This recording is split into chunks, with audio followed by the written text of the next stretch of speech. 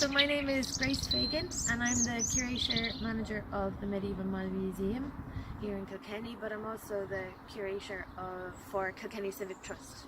And I'm here in the beautiful gardens of Butler House, between the Dower House of Butler House, the Dower House of the castle as it was, now Butler House, accommodation and tea rooms and restaurant and so on, the headquarters of Kilkenny Civic Trust. And then behind the garden, obviously, heading down to a little gateway that leads out into the Castle Yard, the Design and Crafts Council of Ireland headquarters, the National Craft Gallery, the Design Centre, and as you can maybe see, the Parade Tower of Kilkenny Castle beyond, so I think you should know where we are. The reason we're standing out here on this beautiful cold January day is to show you something really special that I think a lot of people in Kilkenny don't realise is here, right in our back door, literally. It's these stones that are placed around the pond in the middle of the garden at Butler House, and they might look a bit strange, they're maybe a bit random. You'll see there's letters, beautiful letters carved into them, but you know, what is it all about? What do they spell? What's the story? Well, believe it or not, these stones were once part of Nelson's pillar that stood on what is now O'Connell Street in Dublin, and that was blown to smithereens in March of 1966.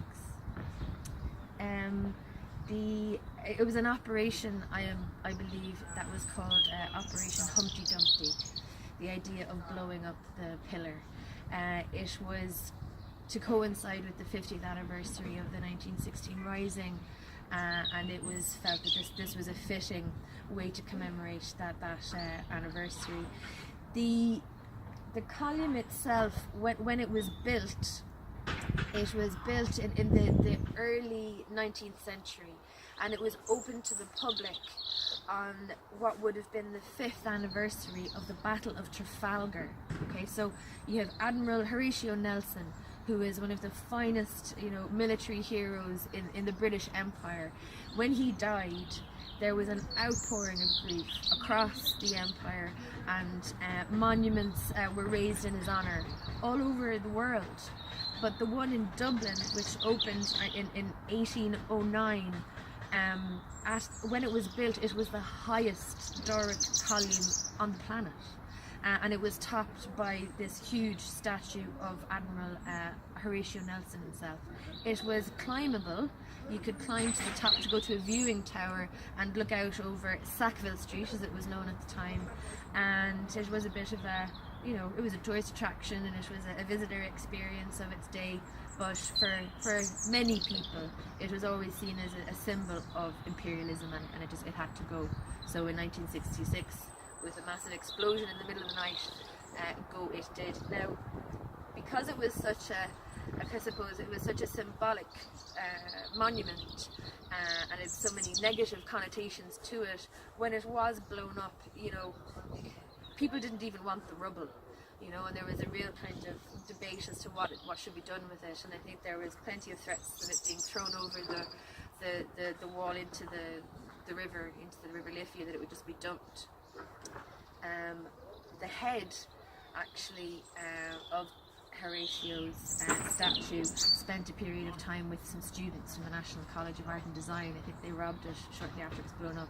We went on tour with them. They used it as a kind of a fundraising scheme. It ended up on stage in the Olympia at either a Wolf Tones concert or a Chieftains concert or a Dubliners concert. I'm not sure. It's a little bit mired in history there, but these fragments here, which came from the base of the column and originally spelt out the 4 greatest battles that Horatio Nelson had ever taken part in, like Trafalgar, the Nile, Copenhagen, and St. Helens, I believe. They were going a begging, nobody wanted them, and somehow they ended up here in the back garden of Butler House in Kilkenny. Now, I have tried, not too hard, but I have tried to find out really the nub of the story, how they came here in particular. And each person I've spoken to so far has given me a completely different story, and everyone has been so convinced of their own story that I think I'm going to put this out there, and I'd really like to know from you guys, do you have a version of the story of how these stones arrived here, why they're here?